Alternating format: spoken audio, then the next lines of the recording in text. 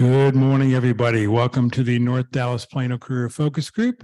It is Friday, January 20th, 2023. Very glad you're with us this morning. Our agenda this morning, we'll see if we have any success stories for anybody to announce. We'll then have everybody put their 30-second introductions into the chat window. We'll then hear committee reports about the practice interview team, success workshop, and the career tip of the week. Can you hear me, Steve? Can you all hear me? Give me a thumbs up if you can hear me. Oop, let's see here. Open this up. You all can hear me? Okay, good. I can't hear anything. You don't hear anything? I can hear you. You David from Atlanta. Okay. I can hear you. All right. Thank you. Thank you. Just want to make sure. All right. And one person here in person says they can hear me too. Okay. Very good. All right. Then we'll have our main event towards the top of the hour. All right. For those people on Zoom, if you have any questions throughout the presentation, please just put your questions into the comment box. For those watching on Facebook right now, thank you for joining us. If you have any questions, please just put your comments and your questions into the comment field. We are monitoring those feeds. Please note this event is being recorded and is currently live on Facebook. The recording will be on the Career DFW Facebook page and the Career USA YouTube channel for others to view in the future. By participating in this event, you give consent for your name and picture to appear. Please note that any comments and anything you put in this chat window will not appear in the recording. Well, good morning, everybody. My name is Jeff Morris. Since 2007, I've been facilitating and leading the North Dallas Plano Career Focus Group. I took it over in 2007. The group's been around since the late 1990s. And in 2008, I started a second website, careerdfw.org, to help those who are unemployed in the Dallas-Fort Worth area. 2012, I launched a second website, careerusa.org, to help those around the United States. I have written a book called What I've Learned About Your Job Search that you may not know. It is available on Amazon. And since 2017, I've been a member of the practice interview team. Remember, your resume and your LinkedIn profile isn't going to get you a job. It will get you a phone call. How well you practice your interviewing skills, that's what's going to get you your next job. Well, we'd like to start the meeting off with success stories. Do we have any landings out there? Any good news anybody would like to share?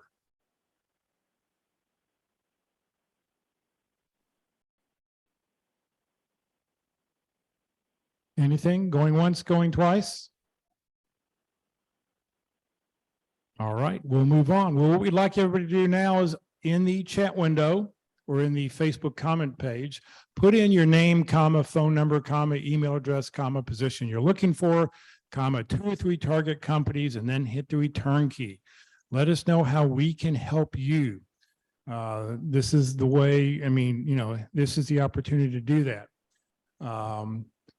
I also will use this to update the roster, which I will update this afternoon, and I will get out to everybody who's on here. So as long as I know you're here, as long as I know your information, I will do that.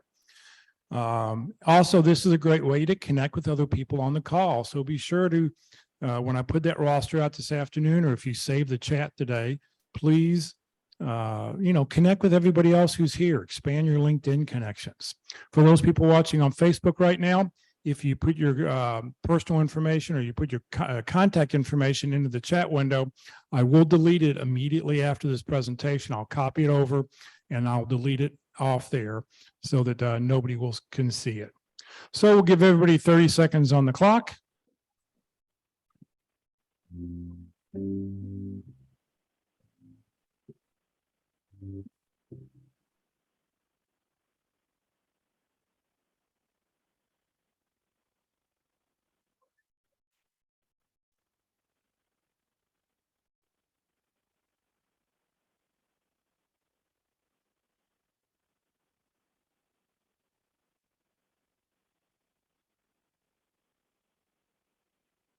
All right. So if you're still putting information in, please go ahead. We'd love to know who you are. We'd love to know where you're at. Thanks, everybody. I see a Tracy. Oh, we have 2 Tracys back to back. Very good. How you all programmed that to do that together. So thanks, everybody, for being with us. Also, I will put the handout that the presenter is going to be using today. I will put that in the email this afternoon if you didn't already get it. So Jane says, I'm disappointed that no one sang the Jeopardy theme song. I don't know if I know the words to the Jeopardy theme song. I'll have to look it up. Maybe next week. We'll see. All right. If you know somebody who's unemployed, please let them know about Career DFW and Career USA, two totally free websites that are out there. They're out there just to help you, the job seeker, anybody who's out looking. I guess if I saw in the paper this week, they had a whole list of companies who are laying people off. You know, Microsoft, Amazon, I mean, all the big companies are laying people off because it helps their stock price. So, you know, please take a look. If you know somebody who's unemployed, let them know about the two websites and how they can help you. All right, let's hear. I'm not going to talk about the practice interview team because they're actually taking the next week and a half off, but Walt's with us and he's going to talk to us about the interview success workshop. Thank you, Jeff, and good morning, everyone. Walt Glass here, interview success coach.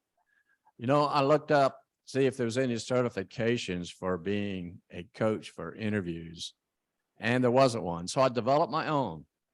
It took me about 3 weeks to develop that particular program. And then I took it, and it took me 3 times to pass, but I'm now self-certified as an interview success coach. Focus on interviewing skills. And so what particular part of interviewing do I really work on in the interview success workshop? It's really the fundamentals of selling ourselves. Ourselves can be defined by who we are, what we do, and how we help. I hear a lot of candidates talking about the I do side. I've done this, I've done this, I've done this. A little bit about who I am, my soft skills, a little bit about my strengths, perhaps. Very little about the value that I can bring to the position. So the workshop is a very informal learning interview. Yes, you'll get interviewed. Yes, you'll get a video of your interview, but we'll cover the 12 basic categories of questions and approaches, strategies, options, how we might address those. Every question and every person that's asking and every situation that you can be in has a different answer. You can't just say this is always the way you would answer a particular question. So how do we address that? So we'll go through that. You will get a video of your interview. You're going to get some handouts and a video with a handout going over a lot of the major parts of what I'm talking about in selling. I am, I do, I help. And we also focus on differentiating ourselves. Look me up on LinkedIn. Guess what? It's under Walt Glass, and all the about section is really about the workshop. And so you can see there where to send me an email to my Yahoo email address so that you can get registered to attend. Now, only do 1 or 2 people at a time. And the idea is to have some fun while we're learning. So while we sometimes think that we're going to have to sit there and have stress and anxiety, I like to remove all of that from the workshop. So I call it learning without squirming. I have no poem today. I left it at home.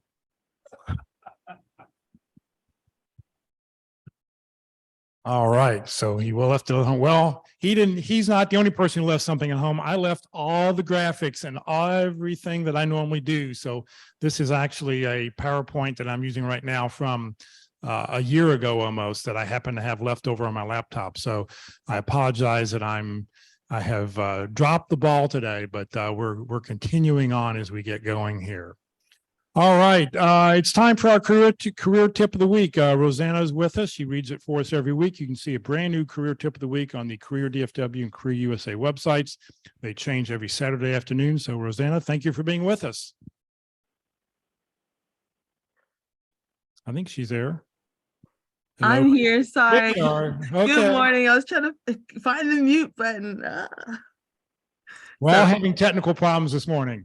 Oh my gosh, it's hilarious. I think it's the cold that's here, you know. That could be. Well, good morning, Jeff, and good morning, everybody. All right, let's see. Today's tip of the week: how to avoid the 5 worst virtual interview mistakes. Let me get this larger so I can see it. All right, and this is dated from January the 15th. So, despite a growing number of companies mandating their workers to return to the office, a recent hiring survey from Top Resume revealed one pandemic-inspired work work trend that is expected to continue into the new year, and that's the virtual interview process. According to survey results, 1/3, which is 33% of employers, currently offer an exclusively virtual interview process, with an additional 21% resorting to in-person interviews only for final rounds. And in fact, only 1 in 5, which is 20%, participate stated that the most of their company's interviews take place in person. Although many of us have grown accustomed to using the video conferencing tools like Zoom in lieu of in-person meetings over the past few years, the data shows that many job candidates have yet to master the art of the virtual interview. When employers were asked to identify the worst offenses a candidate can commit during a virtual interview, 5 surfaced as the biggest deal breakers. And fortunately, with preparation, these are little mistakes that can be easily avoided. Taking the following steps to prepare for your next virtual interview and avoid sabotaging your chances of landing the job. So first, communicate your calendar.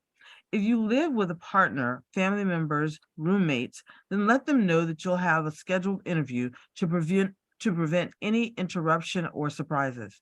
You can reinforce this by blocking off time on a shared calendar or taping a sign on the door of your chosen interview space. It's also a good idea to close windows and invest in a reliable pair of noise canceling headphones to eliminate unwanted background noises, such as traffic or barking dogs. When all else fails, invest in a lock for your door to keep others from accidentally barging in. Find a neutral backdrop. While it's a no-brainer that you should avoid sitting in a messy room during a video interview, it's sometimes challenging to find the suitable spot in your home.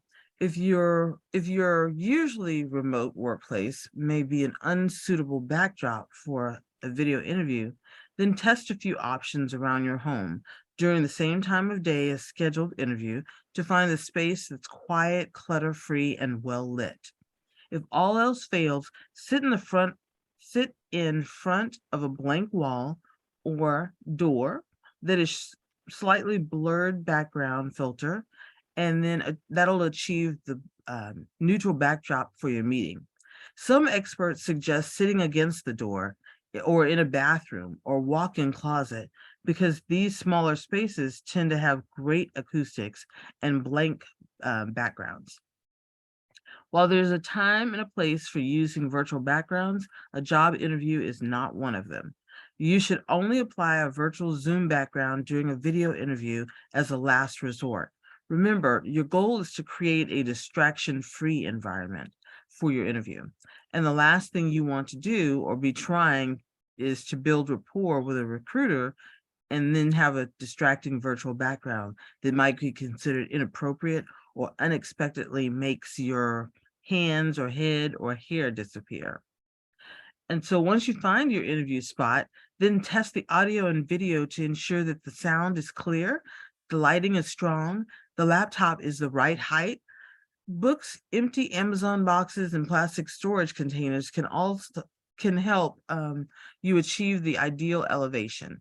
And in addition, consider purchasing a ring light that attaches to your laptop for optimal lighting. So next, clear your screen. It's always an unnecessary risk to leave unrelated browser tabs or programs open on your screen during a video interview. You never know when you might be asked to share your screen and accidentally expose an inappropriate item, a Slack conversation, a confidential work email, or a questionable tab to your potential new boss. Even if you don't expect to share your screen during the actual video conversation, there's always a chance that an application could start dinging or a random pop-up that will begin playing from a window and interrupt your interview. So play it safe by closing all windows and applications on your laptop and muting any default notifications on all nearby devices so your interview is uninterrupted by random pings or interrupted by ads popping up on your open tabs. Next, establish good eye contact.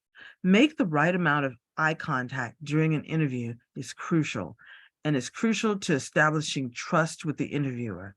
It also conveys your confidence, demonstrating professionalism, and indicating your interest in the opportunity.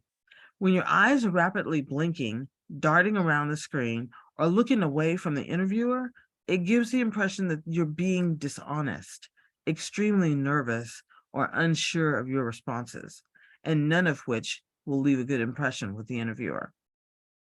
If you're having difficulty figuring out where to look at the screen to make your eye contact, perform a test with a friend. It helps if you can practice using the same platforms such as Zoom, Google Meeting, Microsoft Teams that you would need for the interview. Once you've figured out exactly where you should be looking on your screen, place a Post-it note or a small piece of masking tape on that spot. When it's time, when it's time for the actual interview, resize the screen that displays your interviewer and move it to that spot before removing your note or your tape. That way you can look directly at the person who is speaking to you and know that you're maintaining eye contact with them. And as you may make eye contact through the interview, smile into the camera and lean in slightly toward the laptop to engage your interviewer and build the right connection through the screen. Try recording a mock interview with a friend, and then use the tool Interview School or career.io to practice your body language. And then from your eye contact to your facial expressions and hand movements, practice all of those during your virtual interview, or practice all of those for your virtual interview. And then last, prepare for the unexpected. So although participants in the hiring survey indicated that encountering technical issues such as bad internet connection is one of the least critical issues a candidate can have, that doesn't make it any easier or any less unnerving for the job seeker who already is nervous about the interview. To ease some of these concerns, download or update the necessary software or app at least one business day prior to the interview to ensure everything is properly working before your scheduled meeting. If you're worried that you're having spotty Wi-Fi during an impending storm or other situation outside your control, be proactive in your communication and devise a backup plan. Email your main point of contact at the company and let them be aware that there could be an issue during the interview due to unexpected circumstances. And if it should happen, you'll dial into the meeting instead. By addressing the issue before it happens and communicating an alternative solution, you're demonstrating to prospective employers that you're a proactive problem solver and a good communicator. If you take these steps to rid your interview space of potential distractions, you'll be able to focus on what really matters, which is connecting with the interviewer across the screen, demonstrating your qualifications, and learning more about the opportunity to determine if it's right for you. This article was written by Amanda Augustine. She's at Job Search. And then she's also the resident career expert for Talent Inc.'s suite of brands. And these suite of brands are Top Resume, Top Interview, Resume.io, and Top CV. With more than 15 years of experience in recruiting and career advice industry, she is a certified professional career coach and resume writer, helping professionals improve their careers and find the right job sooner. She might be a good resource to reach out to, or those resources of the Talent Inc.'s suite brands, those might be good things to look up on the internet. All right, everybody. Well, I wish you a wonderful weekend. And this was the career tip of the week, how to avoid the 5 worst virtual interview mistakes. Thank you very, very much. And I know I've had issues. I remember having an interview once and the power went out. And it's just like, what do you do? And how do you get hold of somebody? And, you just like, boom. So, it's being prepared, whatever you can do, think about it, be ready to go. All right. Actually- Thank you. Oh, so actually, Jeff, one of those tips, they didn't really mention if the power does go out. I mean, just for everybody's sake of knowing, just use your phone, turn on your Wi-Fi, your hotspot on your phone. That Right. has worked in several occasions where power goes out. And so I just want to throw that out there. That way it's never going to be an issue in the future. Practice what could come up, because if you practice it, it'll never happen. Whenever you think it's going to rain, take your umbrella with you and it won't rain. Exactly. Don't take your umbrella, it's going to rain on you. So, just be prepared. That's the whole key here. True. All right. Thank you very, very much. All right. Let's see here. What do I have on slides coming up? Well, that's not true. Okay. As I mentioned, for those who have joined us a little bit late, I left all my slides at home. I left my video at home. I left everything at home. So from here on out, you just sort of get to see me for a second, because I'm not going to do that. Our speaker today is Fred Shlesinger. What I've done, I actually edited the whole video down so that it would be, cut down just for everybody to see today. I'm having to play this off the YouTube channel from a year ago because I didn't bring the video with me. It's at home. So you're going to hear some references of interaction that I normally would have edited out, but I think the presentation is really, really good. The handout that we show, I will make sure I give out to everybody this afternoon. If you didn't get it in the download, you may want to, I will get it out to everybody as long as I have their personal information, as long as I have your contact information, I will be sure to get that out to everybody. I've known Fred for many, many years. Our kids, he used to be a soccer coach back when my kid was 10, 11, 12, and everybody stood around on a soccer field watching the ball fly around. So I've known Fred for many years. He's presented to us for, I think, 10 or 11 years now. And like I said, this is, I won't forget the video next week, and I will edit it down a little bit. So this will be a little longer than normal. It's about 1 hour and 10 minutes, if I'm not mistaken. But I think the information is really good. It's talking about branding, how to be a better brand, how to improve what you do and how you can represent yourself. So I like starting the new year off with this because I think it's really some really great information. So I'm going to let this play and we will get started here. Let's see here. How do I play? Like you said, several years, probably made about 10 or 12 of these versions of this presentation. But what's amazing is how the whole concept and the whole topic of branding in the business world has gained incredible trajectory. And I've been delivering these branding workshops for now the better part of 7 or 8 years, along with my financial wellness workshops. But I want to give you guys a little background. I see some familiar names on the call today, which is exciting. And I want to be able just to give you all a little background on myself and how it relates to your particular job situation, job seeking situation. So for 27 years, I enjoyed a very successful career in the high end of the men's clothing business. I have an extensive textile background, and I used to spend a lot of my time in Italy designing my own collection, selling to the finest men's clothing stores, the Neiman Marcus's, the Bergdorf Goodmans. And that all came to a screeching halt right around 1999, 2000, when IBM sent out in those days, a memo. It wasn't an email, they didn't have emails then, but a memo saying that we're going to try something that we're going to be calling corporate casual. So we've done some focus group studies, and we realized that if our male executives don't have a tightly bound piece of silk around their neck It will create more blood flow, more creativity, more productivity. So we're going to ask you to come in a just a polo shirt and a nice, comfortable pair of trousers, no longer a suit and tie. And that, ladies and gentlemen, started the whole tidal wave of Casual Friday, corporate casual, business casual, whatever it's called today.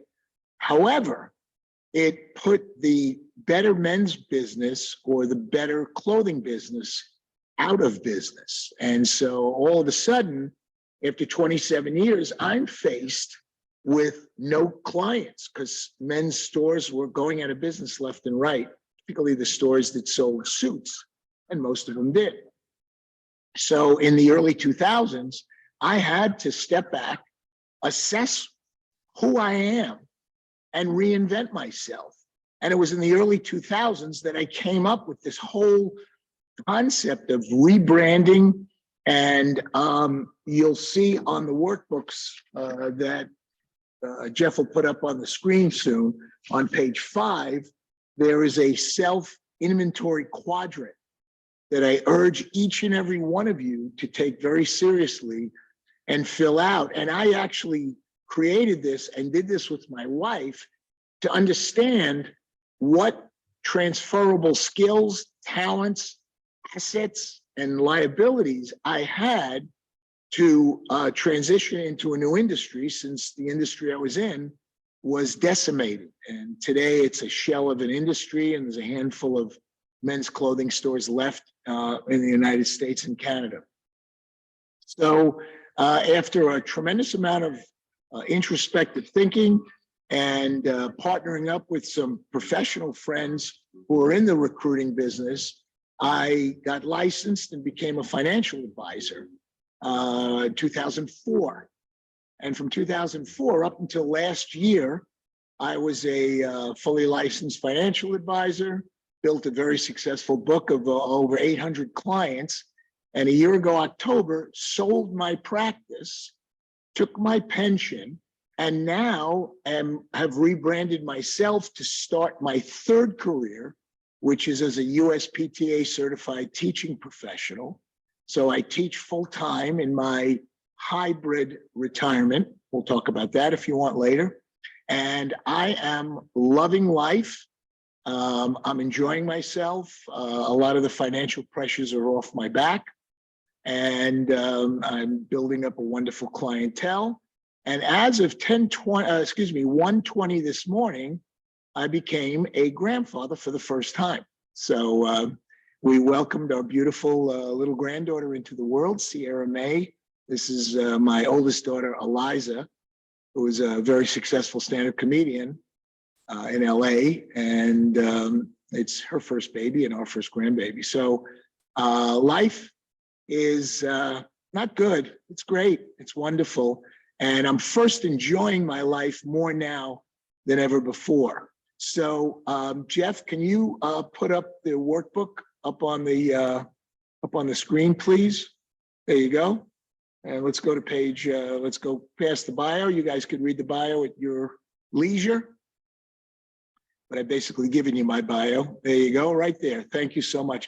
So this is highly interactive. And Jeff, if you want to man the chat line, that'd be great. Congratulations. Thank you very much. But any questions, just put them in the chat box and I will stop and address them. I'm not going to wait till the very end of our presentation. I am highly interactive. And if we were doing this in person, as we did pre-pandemic, you would see that I will stop and answer your questions. But the whole concept of branding, just a reminder, this is pre-recorded. So any questions you've got, we can save them. We can talk about them at the end of the presentation. starts with you and your paradigms. And so I'm very briefly going to talk about what a paradigm is to make sure everybody understands what it is and how you need to create that paradigm shift in between your ears to be able to understand who you are and to be able to understand how people see you. And it is so important that you align that you align your self-perception with the perception of others. So a paradigm is simply a way of thinking about something, about someone. It's essentially an opinion that you form, and you formed it based on the way people treat you, talk to you, whatever the case may be. And so, you know, you have never really had a high regard for Bob because of what Bob did to you and your family years ago. And whenever you talk about Bob, you're not very praiseworthy. Until about 6 months ago, Bob did something that was simply amazing and helped reshape your life. And that's where you have that epiphany and that shift. And then all of a sudden you say, wow, you know what? The way I thought about Bob is different than the way I think about Bob now because of that event. So go back and make a list of the people in your life and how you think of them. And more importantly, particularly if you have the time, meet with these important people in your life and ask them, how do you see me? How do you think of me? What is your paradigm about me? And if it doesn't align with how you see yourself, you have a lot of work to do. So I'm going to stop for a second, and we're going to move on to the middle part of page 1. And I'm going to ask you to take a moment and write down 3 to 6 words that describe who you are. Now, this is not a trick question, but when I do this in these groups, what I get many, many times is what you are. And I have to stop you from thinking that way if you want to rebrand yourself, because you want to rebrand yourself about who you are. So think of the who you are as kind of a logo, a slogan, a catchphrase as to who you are, because a little later, either in this segment or next Friday, we're going to talk about business card branding and how we could take that logo slogan and implement it on a business card. So I'm going to give you a couple of minutes, and then if you can, do me a favor and just in the chat box, type in those 3 to 6 words. So take a few minutes to hopefully come up with something.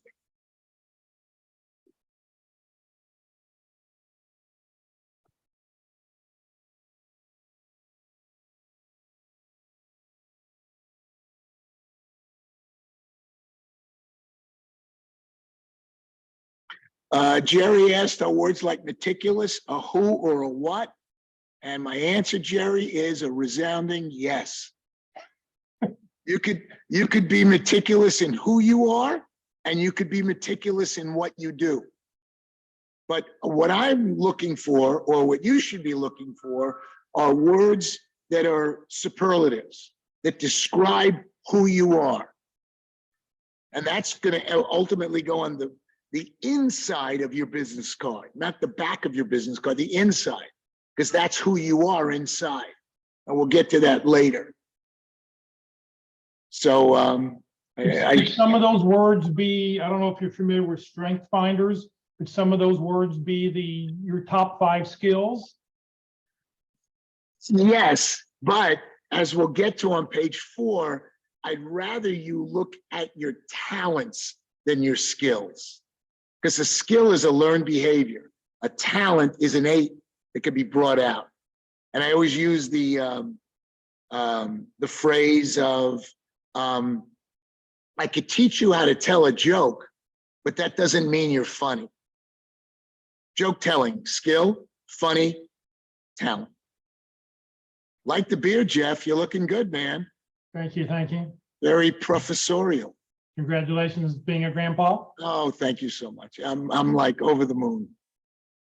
And I'm conducting this Zoom call on my patio. It's the first time I've done a outdoor or remote Zoom call. I usually do it indoors, but I figured, What the heck? It's a The beautiful. weather's nice. Take the last day before it gets cold again. Oh, absolutely. Okay, so we got one from Kevin. Curious, adventuresome mission. I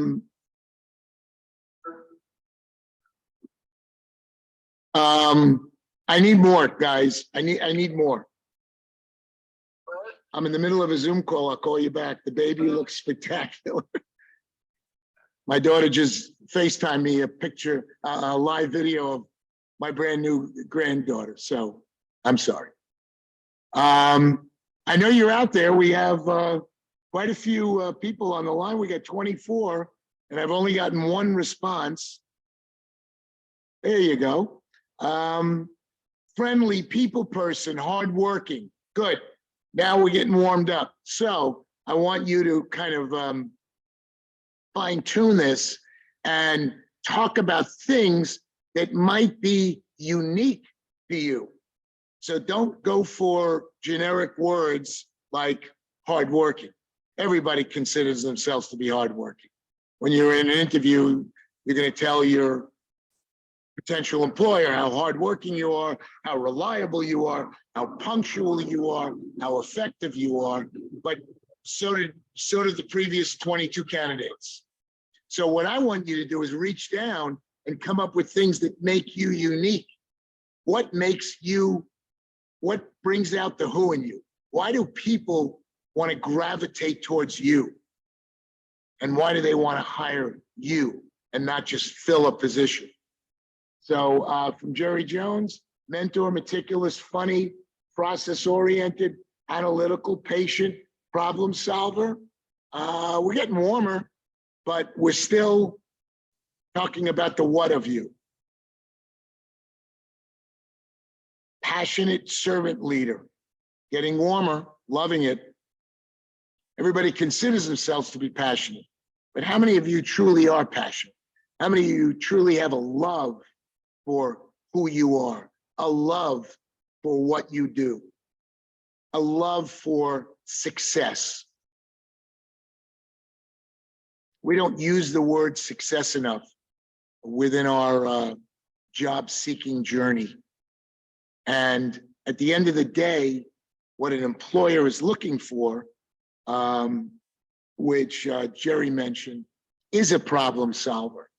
I'm hiring you to solve my blank problems, my accounting problems, my sales problems, my supply chain problems, my warehouse problems, my operation problems. I want you to be able to solve those problems, because by solving them, you're going to help make the company more profitable. So you need to be all about problem solving. You need to be all about helping companies and helping your department, your division, be more effective, be more efficient, be more profitable. Scott just sent me, hope you enjoy the meeting. Please connect. Okay. Enthusiastic, energetic learner. We're getting closer. I need about 3 or 4 more before we move on. Actions speak louder than words. Love that, Liz. Flexible. Great word. People are looking for people that are malleable, flexible. Here's another phrase you could use: dolphin-like. A dolphin is probably the most adaptable creature in our world. Caring, helpful, and adaptive. I like adaptive, kind of like flexible. So we're getting closer and closer. Well, I'm going to move on.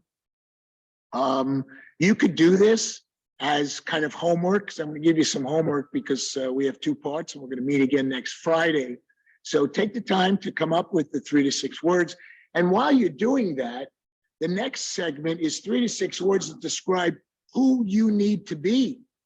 In going through this exercise, you may discover that who you are is really who you need to be. In other words, you're not who you want to be. And so if you do want to be these certain aspects, if you do want to embrace certain positive aspects to become a better brand to become a better you, then what do you need to do to be a better you? What do you need to do to be more successful? And I'm not talking about financial success. I'm talking about that success that lies within you, that emotes confidence. People want to do business. People want to hire confident people.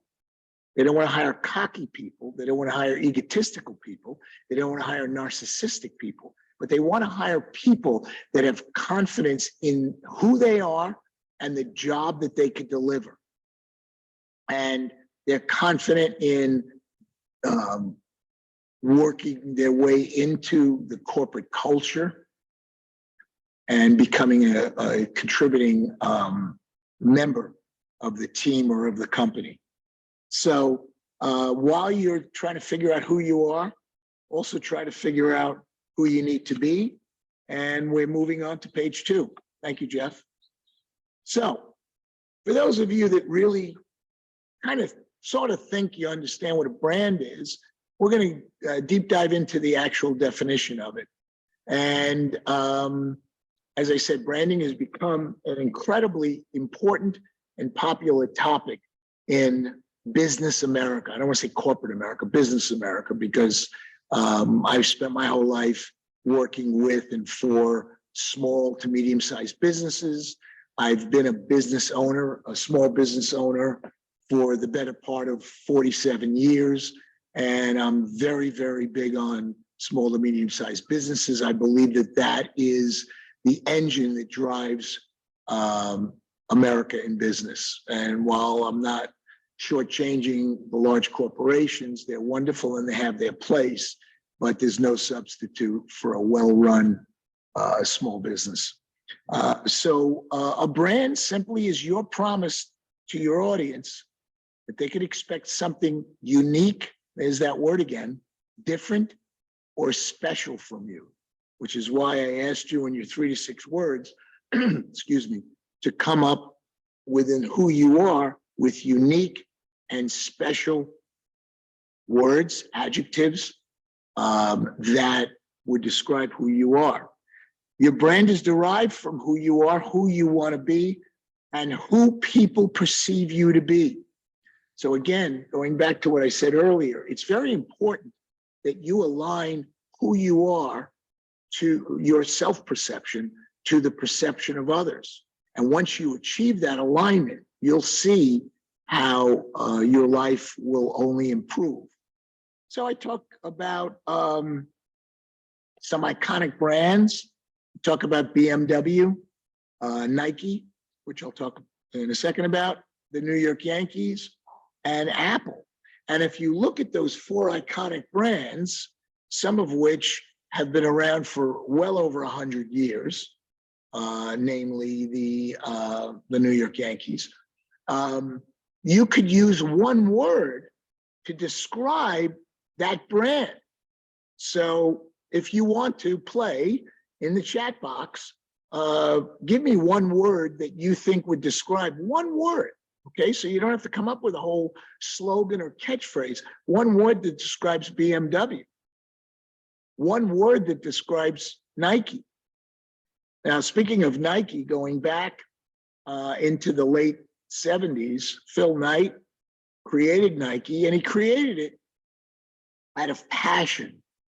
At the same time, this book came out called Running by Jim Fixx with 2 X's. And that truly started the whole running craze, probably worldwide, but certainly in America. And Phil Knight said, you know, I really think we have something here. So he developed, invented, designed these goofy looking shoes that he called running shoes.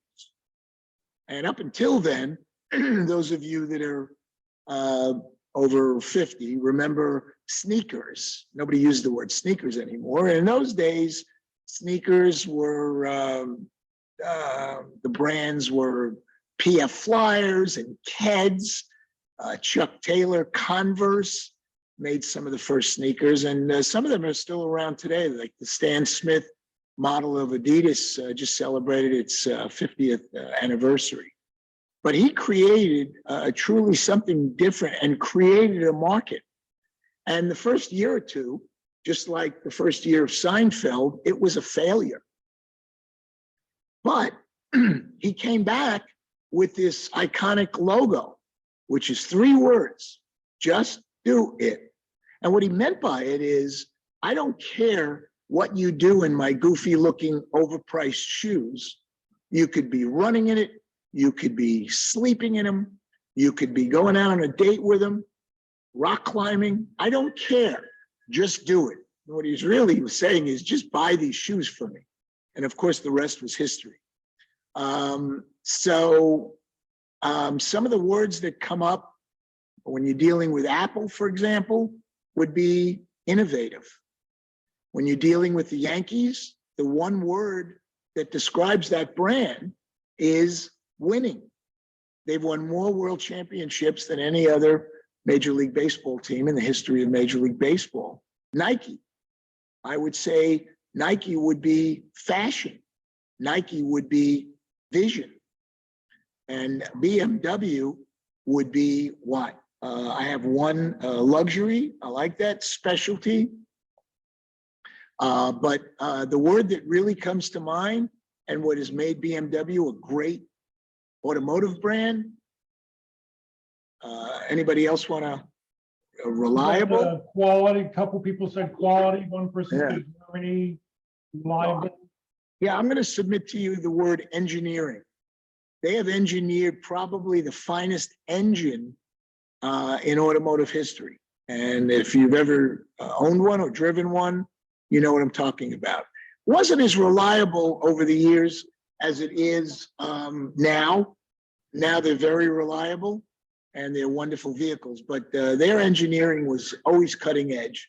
Everything they did was forward thinking. So let's continue on. Unless you had any questions up until now, I want to make sure that you're all engaged in this time that we're spending together. So I would be remiss not to talk about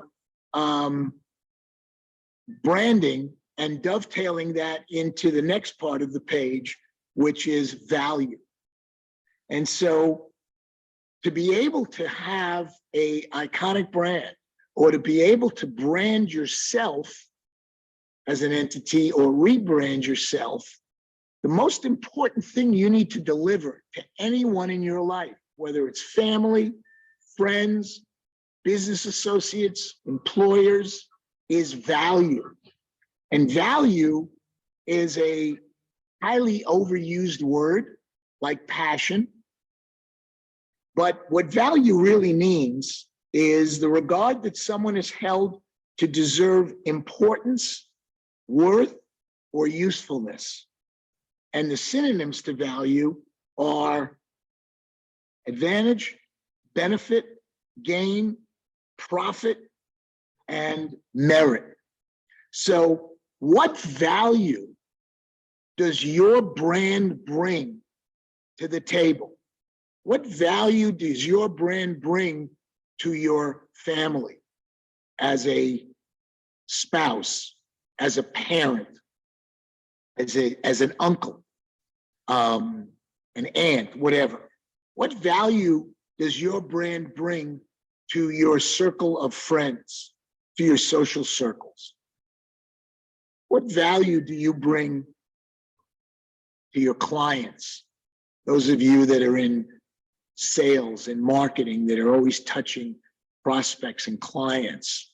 What value do I bring? Because if I can't bring value to you on all these different levels, maybe you don't need me in your life, because that's what it's all about. So when you talk about, or when you are conceiving your brand, and those of you that are older, let's say north of 50, if you're looking to rebrand yourself, focus into what value I could bring to you in who you are and what you do.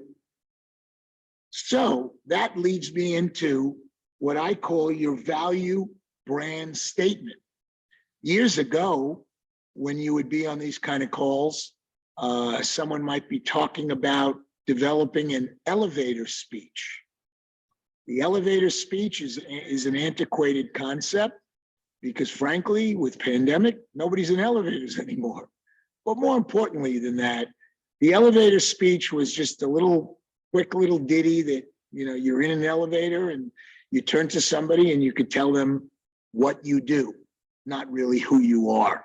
And so I'm taking that and updating that and rebranding the elevator speech by calling it the value brand statement.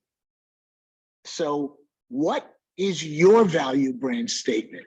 What is your logo, your slogan?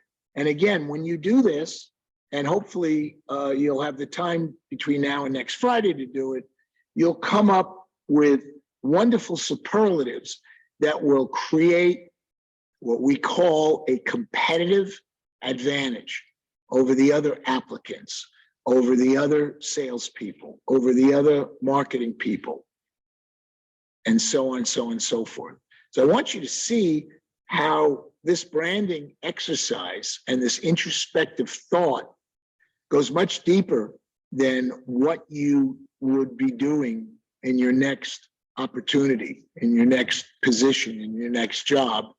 But it goes deeper because it becomes so much more important when you discover who you are to live a better life outside of business with your spouse, significant other, kids, friends, all the other things that encompass your circle of life. Okay? Any comments? Nothing new. All right. I know you're out there.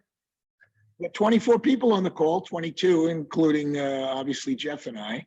And beautiful Friday out there, going to be 72 degrees, and I'm not getting a lot in my chat box. So you're either in deep thought, like Kevin is in deep thought with his hand on it. It's okay, Kev. You look great, by the way. And we got Jerry Jones there, and he's listening in from his tropical island. Did you just recently buy that island, Jerry, or have you had that a while? I bought it until the owner shows up. Until you get kicked off the island. Sounds like a reality show. Okay, so let's continue on. Page 3. This is one of my favorite parts of our workshop, and I incorporated this from a wonderful book that was written by Mark Sanborn. And his first book was called The Fred Factor. I urge everyone, particularly if you're in sales and marketing or client care, to read that Fred Factor. It has nothing to do with me. It's all about his postman, his mailman, whose name was Fred, and who delivered unbelievable value-added service. And I'm going to talk a lot about value-added service. And when you're in the middle of an interview and you're looking for a new opportunity, you want to present yourself as a value-added person. So you want to present yourself by saying, I don't have a can-do attitude. A lot of people say, oh, I got a can-do attitude. No, I want you to say, I have a will-do attitude, because everybody can do something, but it's very few people that will do it. A little later on, we're going to be talking about success, and we're going to be talking about the common denominator for success. And I left it blank, but I'll let you fill it in by giving you the answer. And I want you to think about this. What is the common denominator for success? What common thread runs through all successful people? And I'm going to take a minute and pause before we get into the Mark Sanborn excerpt. Anybody want to share with the group what they think the common denominator of success is? You're welcome to unmute your mic and offer away instead of trying to type it in. Yeah, it's Kevin. I'd say commitment, 100% commitment. I like it. I like it. That's certainly an important element to success. Grit. Grit. Somebody say grit, G-R-I-T? Yes, sir. Good. Love it. I love grit. I love being gritty. I love rolling up your sleeves and getting in the trenches and having that will-do attitude. Let's keep going. You're getting close, you're getting warm. Drive, Drive. Good. Can do. Can do. Well, we talked about can do versus will do, but yes. Unstoppable commitment. Unstoppable. Love it. Love it. And is that you, Kevin? Did you say Yeah, that? that's me. Yeah, I love it. I love it. And that really incorporates what the answer truly is. So the common denominator for success is willing to do the things that other people or unsuccessful people are just not willing to do. Let's take a look at sales for a second. You get unsuccessful salespeople that they go to their sales manager or VP of sales and they go, I'm just not cutting it this month. I'm having a bad month. Oh, really? Why? Well, I've called each and every prospect and, goes to voicemail or I end up leaving I send them a text and this and that. So that's what an unsuccessful or mediocre salesperson does. Successful salesperson keeps calling, keeps making contact. Statistics are take 7 touches to get through to a prospect or a client. How many of you in sales are willing to make those 7 touches versus making 2 or 3 and giving up? Diane, in response to your curiosity about no questions, what are you saying is clear or what you are? Oh, okay. Thank you, Diane. That's very sweet of you. Happy New Year. Appreciate it. And so that's what I mean by being willing to do the things that other people are just not willing to do. And that's what separates the good from the great. That's why people achieve a C- or achieve a B+. But I'm hoping that the people on the call want to achieve an A+. And this is not solely for financial gain. What I'm talking about is waking up in the morning and feeling great about yourself. That's a definition for success. It's not about how much money you have in a bank or how much money you have in your 401k or your investments. Obviously, that's very important. And obviously, that's a driving motivator to get us out of bed. But how many of you have a driving motivator of just being passionate about helping people, helping your family, helping your friends, helping your clients, helping your business? And if you're passionate about helping people, you will truly be successful. So let's dig into page 3. What Mark Sanborn talks about in his sequel book, The Pyramid of the Encore Effect. So this was his second book that he came out with, and I think he has a third one. But please, it's an easy read. It's a fun read. He's a wonderful writer.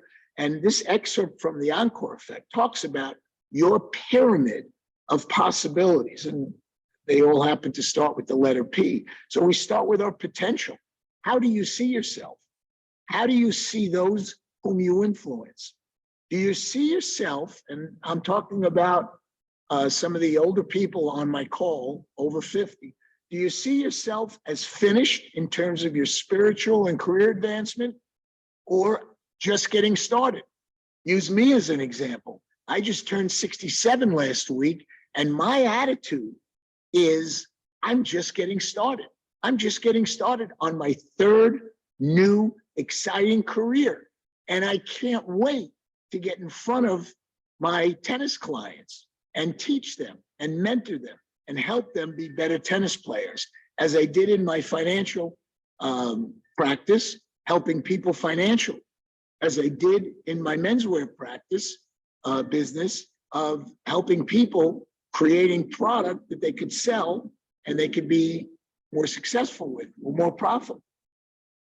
So do you see yourself for what they could be or only as they are now? Do you see yourself always with that potential that you're trying to achieve? Or do you feel that you've realized your potential? It's a question I want you to ask yourself. This is a question I want you to ask your significant other about yourself and about him or her. Do you feel you've arrived? Because if you feel you've arrived, it's not good. The day you feel you've arrived is the day you start to get stale. You always want to be moving and growing to a better place in every aspect of your life. You always want to be driven. And that's if you're a successful person.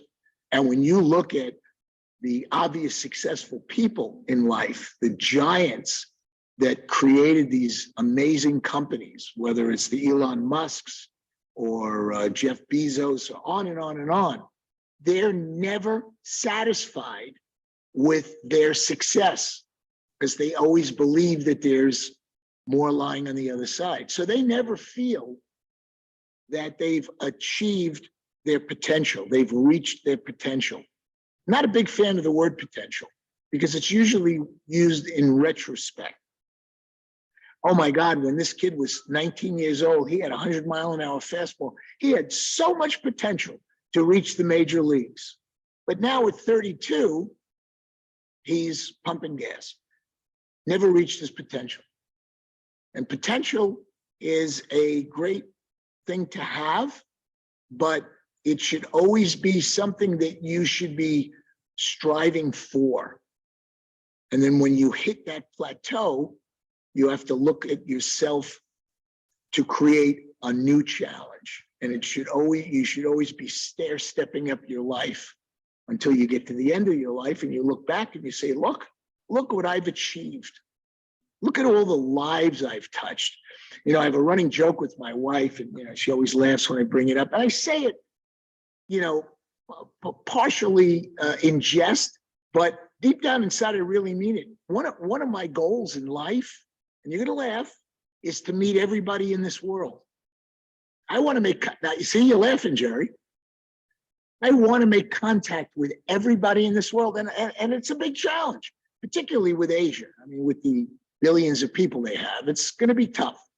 But seriously, I love people. I am driven by contact. And every day, one of my goals when I get out of bed is to be able to meet 1 to 3 new people, shake hands, have a conversation. And Jeff knows me very well. Jeff and I have probably close to a 20-year relationship, and he has seen me in action, and I just gravitate to people. I want to make people happy. I want to make people laugh. I want to make people smile. I want to bring that to them. That indigenous personality that I have, whether it's good or bad, I want to share it with people. The people that like it gravitate towards me. The people that don't like it, never see them again. That's okay. Can't be right for everybody. Can't bat 1,000. So I would agree, this is the author, that remarkable people view themselves and others as people with unlimited potential, just waiting to be developed. But we don't have time to wait. I'm 67. I don't have time to wait. I have to do things now. Right, Jerry? Right, Kev? Now. There is no time like the present. Make today a great first day for the rest of your life by taking some of these concepts, ideas, and thoughts and embracing them and using them, utilizing them in your life. And if you're able to take one of these concepts, one of these thoughts, then I feel I've done a great job as a speaker. Purpose. Potential out without purpose is like a sheet of metal that has not yet been formed to make a useful object. As Viktor Frankl said, wrote in his amazing book, Man's Search for Meaning, there is nothing in this world that would so effectively help one to survive, even in the worst conditions, as the knowledge that there is meaning in one's life. What is your meaning in your life? Find your meaning, find your purpose, find your stride, is what we say, and live a great life. Remarkable people not only have recognized their potential, but discovered the purpose, the mold, the channel, the press that will give shape and value to their potential. Look, I went through what you're going through, those of you that are in between opportunities.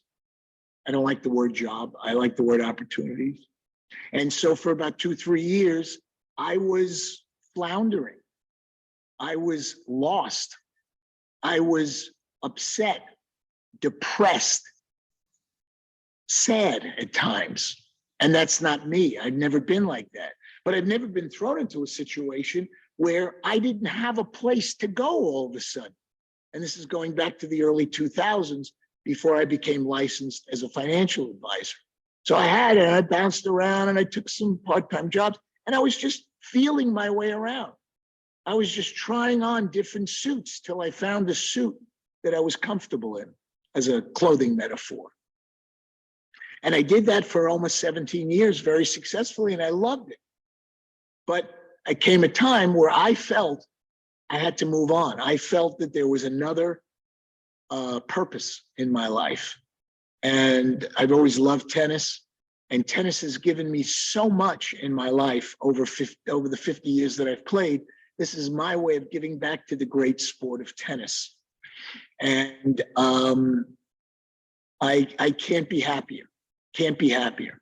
And how many of you are happy? And that's what we're always looking for in our lives. We're always seeking happiness. What is happiness to you? Happiness to me is a full life, a life filled with wonderful people, things to do, places to go. And at the end of the day, when my head hits the pillow, I always take a minute and I have like a sales meeting with myself. And I go, how was your day?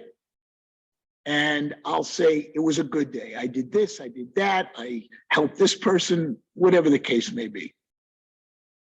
And then I get some sleep, and then I bolt out of bed. I don't wake up, I don't hit the snooze alarm. I can't wait to embrace the next day. And I think that is an important part of living a great life. Passion. Passion comes from a commitment born of doing what you love and doing it for people who matter to you. So if you're not doing something, if you're doing something that you're not passionate about, and you're just going through the motions to get a paycheck, or you're just going through the motions to hit your pension or whatever the case may be, while there's value in that, you're not enjoying your life. You're not living a passionate life. Why can't I enjoy what I do and make money at it and help people? Why can't I have it all? Not getting any comments in the chat box, but maybe like Diane said, everything's going so well that you guys are speechless or typeless. There's a word. Or chatless. It's okay. Principles. When what you say is reflected and amplified by how you live your life, you're certain to live a remarkable life. Principles.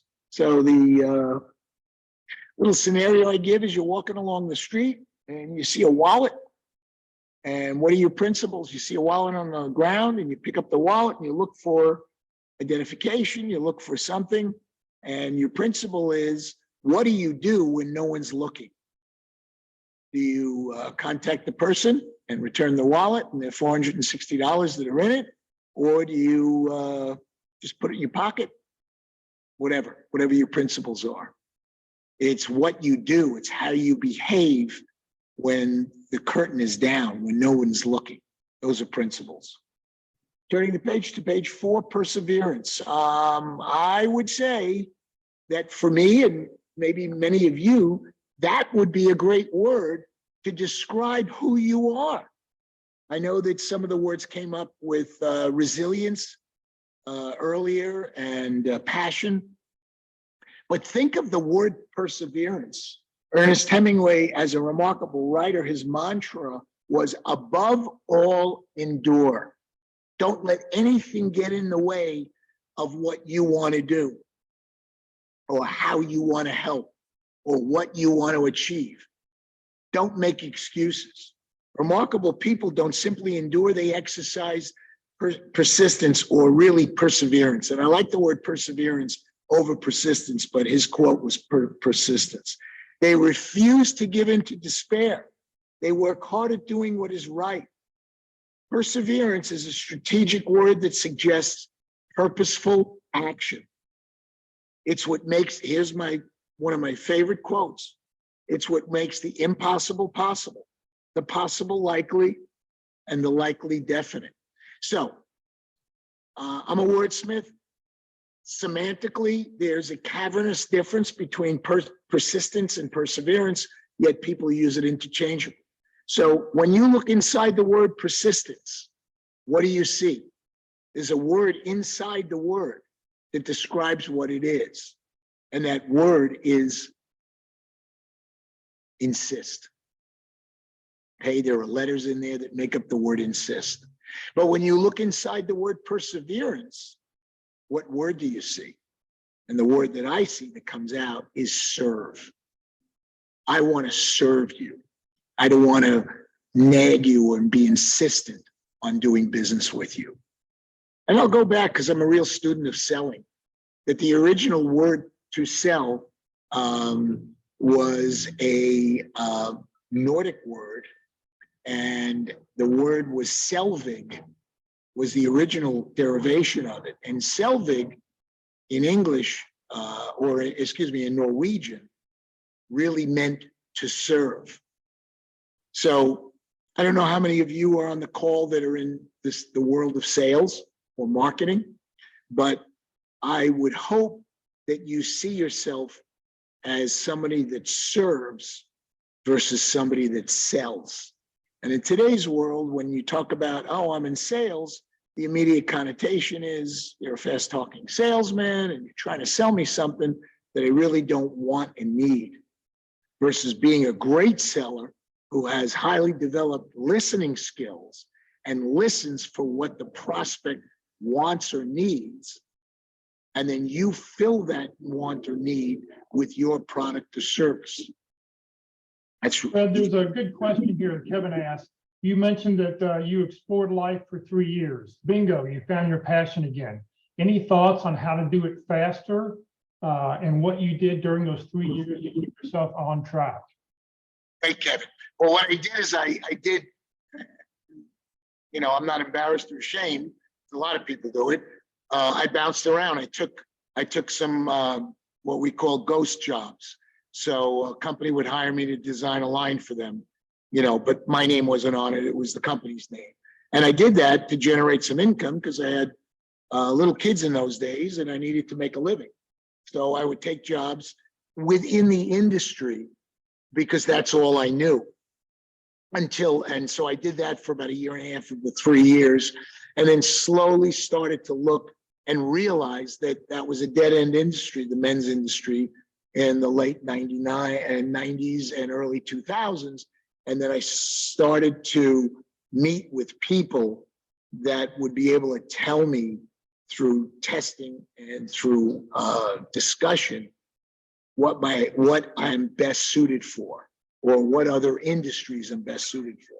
So that took about 1 year. So it was about 2.5 years until I discovered that being a financial advisor would be a great fit for me, for who I am. And so, when I closed my business in actually 2001, I closed it May of 2001 before 9/11. From 2001 to 2004 is when I went through this transitional journey. But immediately when I closed it, I had to continue to bring income in. So that's why I bounced around taking these part-time gigs within the clothing industry. So you really didn't focus on what your next step would be until you realized that what you used to do isn't going to happen again, and you need to find something else. And then you started doing informational interviews and some tests.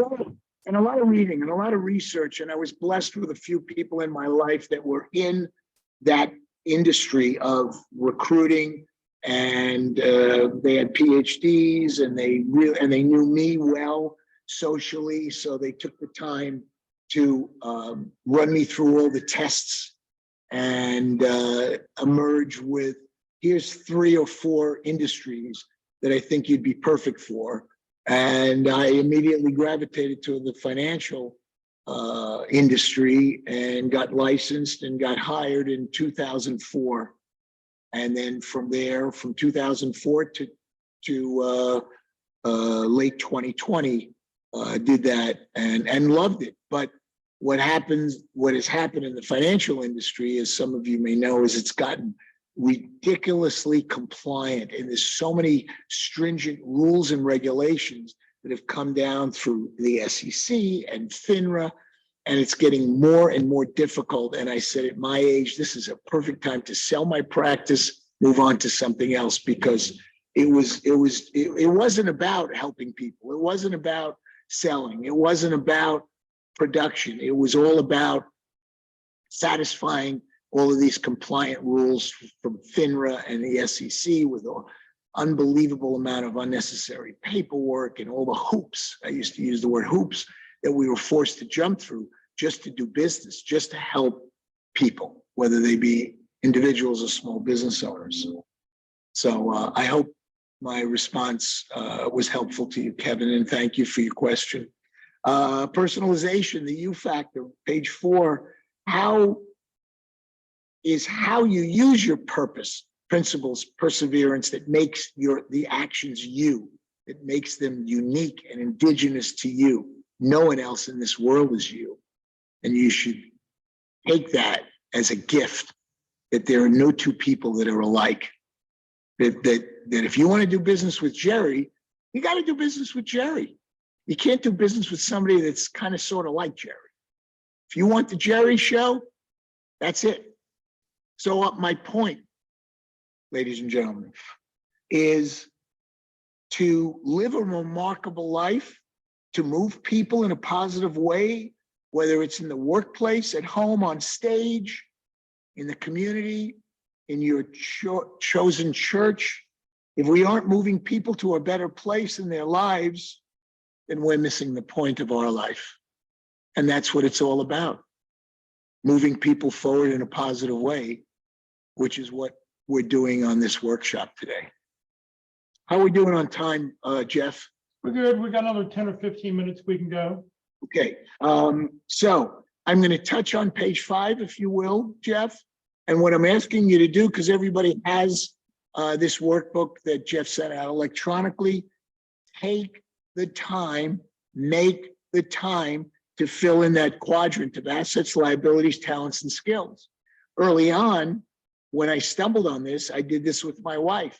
So if you have a significant other in your life, fill this out individually, and at the same time, make a copy for him or her to fill it out individual. In other words, no influence from either one of you. Then get together, meet in the kitchen, living room, whatever, and look at the 2. So you're seeing what you feel are your assets, your value state, your talents, your skills, your liabilities, and you're seeing what your significant other perceives those to be. And that exercise will prove to be hugely valuable.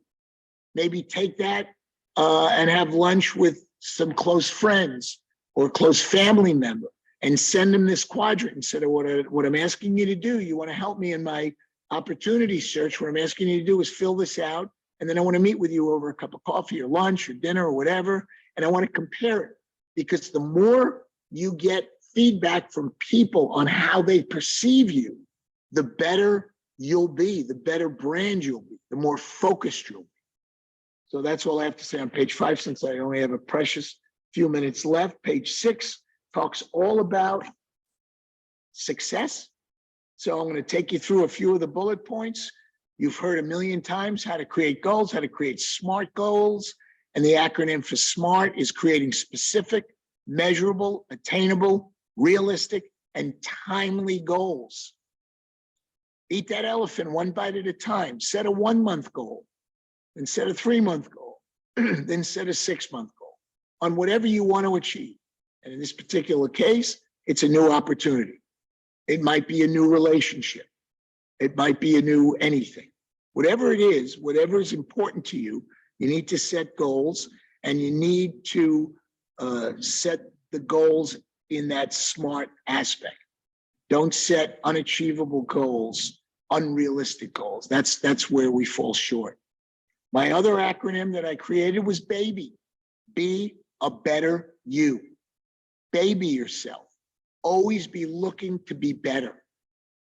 So every year I come up with a word at the beginning of the year, and I use that word. I use that word as a compass, and I follow that word in everything I do. And so in 2021, which was an amazing transitional year for me, transitioning out of my financial practice into my tennis teaching business, the word I used that I harbored was savor. And I love the word savor. Savor each and every moment of your life. We're so busy blowing through things that we don't take the time to enjoy the little things in life. That was my word for 2021. My word for 2022 happens to be better. In everything I do, I'm trying to be better, trying to be a better person, be a better husband, be a better father, now be a better grandfather, be a better business person, be a better teaching pro, all those things. And if we don't constantly hold ourselves to a higher bar, we're never going to be better. We're never going to achieve greatness in our lives. Success. Take some time as part of these assignments to define what success is to you. It's very different. The definitions, they're very different to every one of you. They're very individual and personalized. Create your own definition from your perception and your experiences. Then here's the key. Take that definition, set it into motion. I talked earlier about the common denominator of success. You could write into your workbook, doing the things that unsuccessful people are just not willing to do. So I have a few minutes left. Jeff? Yes, please go ahead. Let's go to page 8. You got a page for notes and another acronym. I'm big on acronyms. I love the acronym of PASSION. Put a serious spin in and on newness. How can you reinvent yourself daily, monthly, yearly? Some of you may be saying to yourself, wow, you know what? This guy's asking me to do a lot. That's a lot of work. Yep, it is. You're all you got. So why not put the work into yourself? You put the work into your significant other. You put the work into your kids, into your friends. When are you going to take the time to put the work into yourself? Develop that value-added statement, because no one is you. Then I'm going to wrap up by talking quickly about first impressions.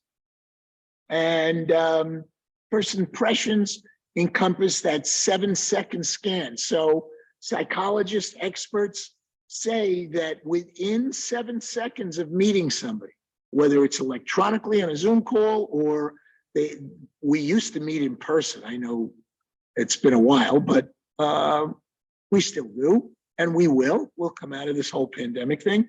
And so when you meet somebody, even before you make eye contact, even before you shake hands, even before you speak, people will create a 7-second scan, like a loaf of bread going, buying a loaf of bread and Tom Thumb, that scanner. And they'll create that first impression before you open up your mouth. So it's very important that you present yourself in a positive professional way, whether it's the way you dress, whether it's the way you wear your hair, whatever the case may be. Eye contact, hugely important. Handshake, obviously in our pandemic era, handshakes are important, just like the elevator speech has gone the way of the 8-track tape player. Vocabulary. I love the English language. I love language. And those words are there to be used. Try to develop your vocabulary.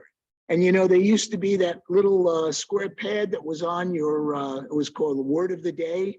You know, we used to have on our desks the word of the day, and you'd learn a word every day. Learn a word every day. Go for the secondary words. Go for the tertiary words. Don't just use the common words.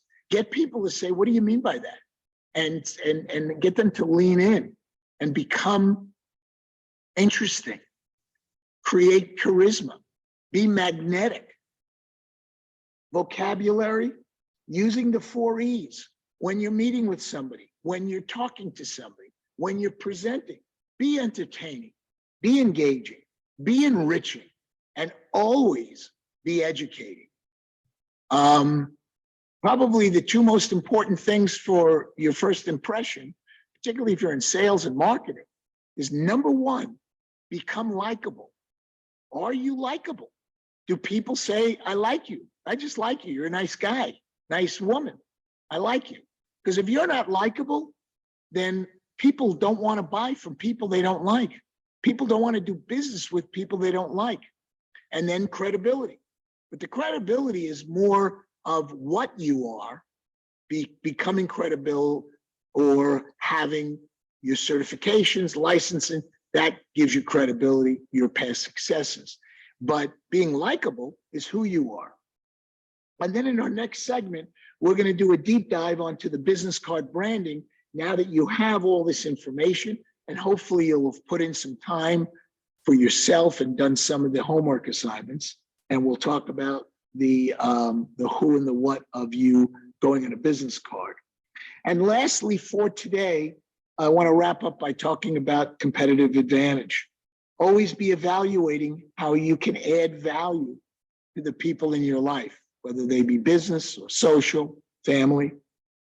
What else can I do for you? What else can I do for you? Even though I've done what you've asked me to do, what else can I do for you?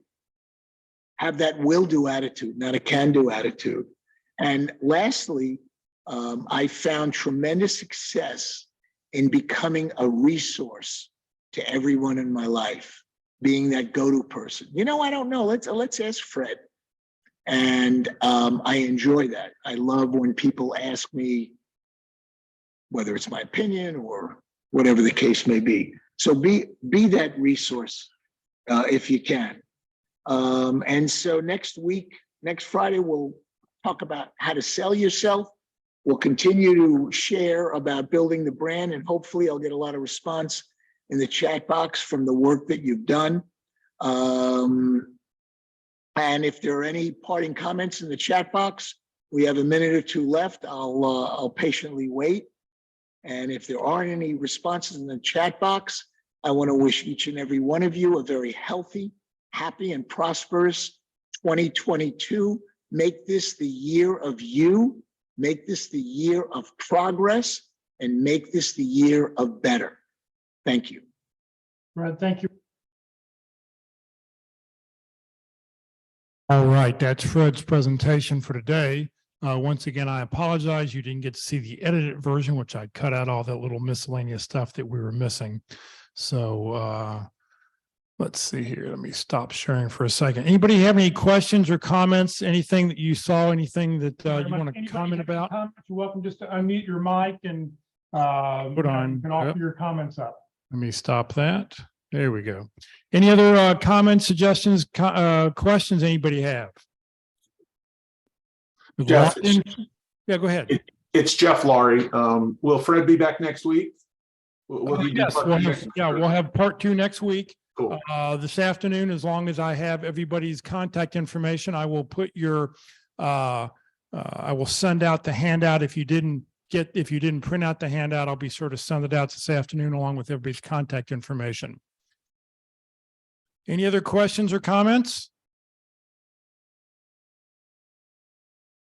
All right, well, let me share a few more slides and then we will get out of here. Let's see here from current slide.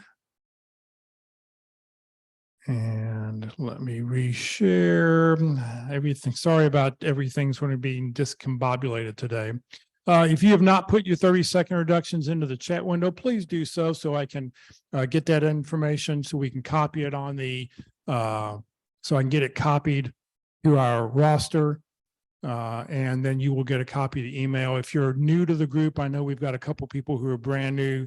You will get an invitation to join our groups.io, which will get you on all the emails that are coming out in here that we put out every day. Career DFW, Career USA, we're putting on training 4 days a week. Please join us.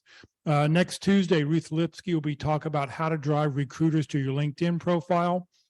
Next Wednesday, Mark McDonald will be with us to talk about interviewing pitfalls, things that problems that the pit crew has seen over the years. And then next Thursday, we'll have a networking presentation talking about better ways to network. This session has been recorded. It will be on the Career DFW and Career USA Facebook page. I will edit this video and make sure I will drop in the edited version of today's presentation. So it may be like after dinner tonight before that actually gets out, but it will be, I'll get it edited and uploaded this afternoon. On the Career USA YouTube channel, just click on playlist, and then down below where you see that red arrow, click on view full playlist, pick whichever playlist you'd like to see. And then you can go back and watch any of the videos at your convenience. Like I said, it'll be at least late this afternoon before I get today's video back up there, and I will edit in the correct video, which is currently sitting at home right now. Please, if you'd like to join us for lunch today, 11:45 this morning, join us at Mama's Pizza, 2130 West Parker Road. Pizza, pasta, salad bar, and everybody's favorite, the hot cinnamon rolls. We all keep an eye when the new tray of hot cinnamon rolls comes out so we can go get one. But come join us today at 11:45. We'd love to see you there. It's on Parker, about a half block west of Custer. Well, thank you for joining us today, everybody. Have a great weekend, and we will see you next Friday with part 2 of Fred's presentation.